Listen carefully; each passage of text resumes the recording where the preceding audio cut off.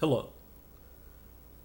This is just my take on the government shutdown and why it should be ended immediately because it is ridiculous. I just it's just funny cuz I can't believe that it's not open. Reopen the government. My bad. I'm looking at my notes. But anyway, the government needs to be reopened and the GOP for some reason has moved on to negotiating about lifting the debt ceiling, which is something that's routinely done every year. I'm not going to sit here and act like I know what it is. I really didn't feel like looking it up. But the point is, before you start negotiating about the debt ceiling, the government should be reopened so people can return to the Treasury or the various federal agencies that help implement lifting it and paying the bills and adjusting credit and things like that that the United States government owes.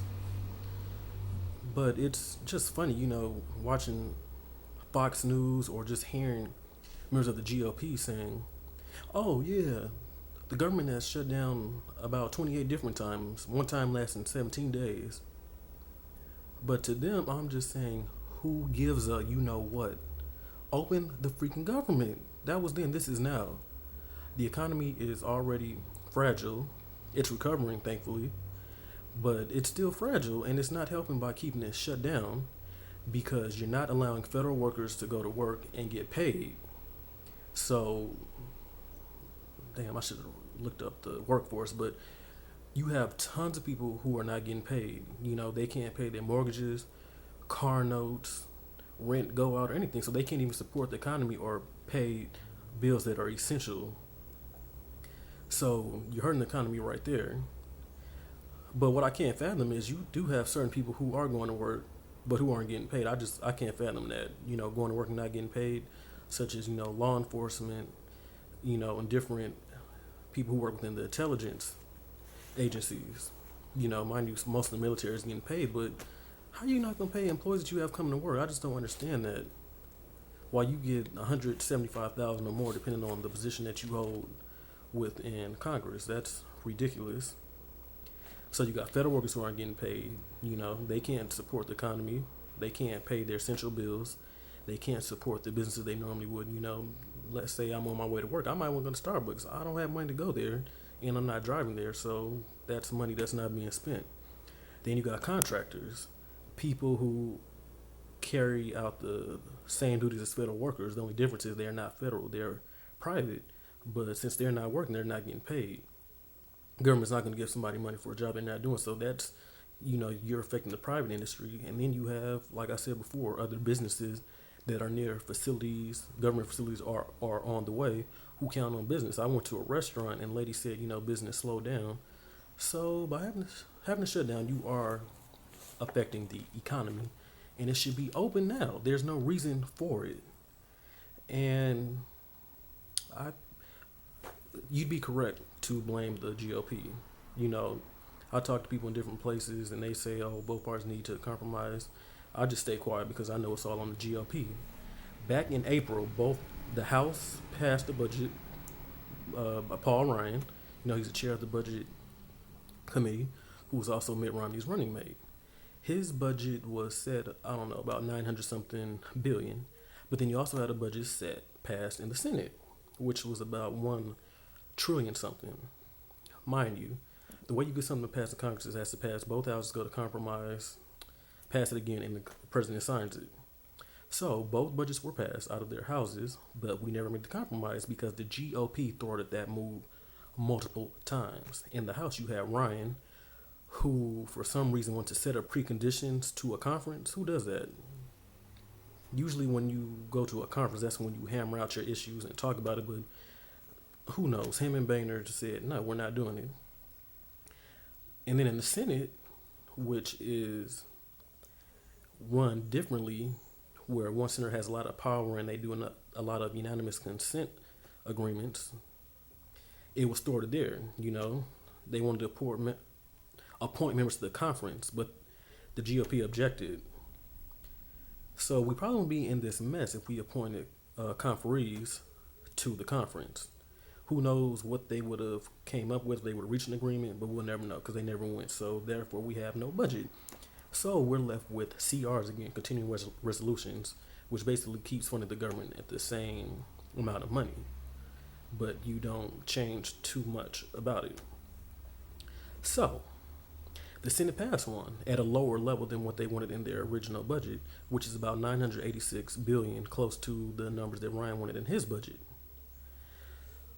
But for some reason, you have that block of Tea Party members in the House who are against it.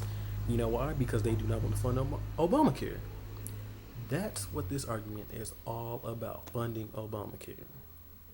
I'm sorry, the Affordable Care Act, aka Obamacare. So that's why we're in this mess today. And for some reason, Boehner won't bring up the resolution that was passed in the House.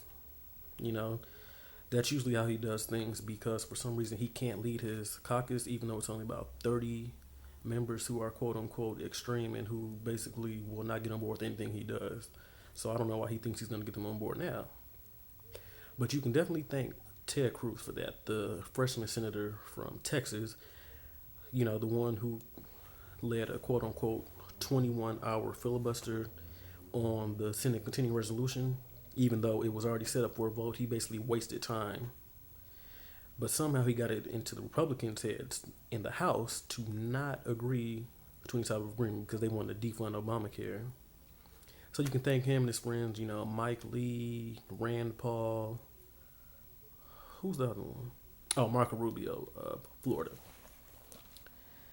And now that we're on Boehner, you know, I have a few adjectives to describe him. I would say he's, you know, weak because for some reason he can't pass anything out of the House without help from the Democrats, which is not bad. It's the House of Representatives and everyone should vote, but he can't even get his own caucus on board. So he's, you know, just weak, ridiculous, and just annoying because when he goes on TV, he sounds ridiculous. Talking about let's go to a conference. What's there to negotiate? We've been trying to do this for years, and you want to wait now when the government is shut down, people aren't working? Out of here. It's annoying. All over the Affordable Care Act. And another reason that it's ridiculous because this law was passed almost over 3 years ago, March 2010. It was passed in March 2010, and we still talking about the same old stuff. March 2010. Later on in 2 years later, 2012, June, the Supreme Court upheld it as a constitutional law. The Supreme Court upheld it. And then later on that year, in 2012, in November, the elections. What happened? President Obama is reelected. Senate keeps their majority, expands a few seats. The House is still in control of Republicans, but the Democrats gained a few more seats. So it's like the American people either accepted Obamacare or they didn't think it was such a bad law that they would need to elect Mitt Romney along with the whack Paul Ryan or to wipe out the majority in the Senate. So it's ridiculous. Speaker Boehner even said it's a law of the land. But yet you still don't want to fund the government for some reason.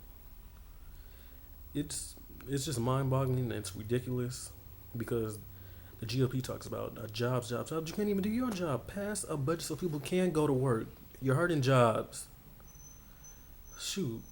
I'm not crazy, so I'm not going to go out and do anything, but telling you got things like Navy Yard, that lady in the car, somebody burned themselves. You know, telling what people are going to do. They cannot buy food. They can't get groceries. You hurting the economy. Open the government before we talk about the debt ceiling. It's ridiculous. And it should be reopened immediately so we can get back to regular order and help out the economy. That's my take on the shutdown. Peace.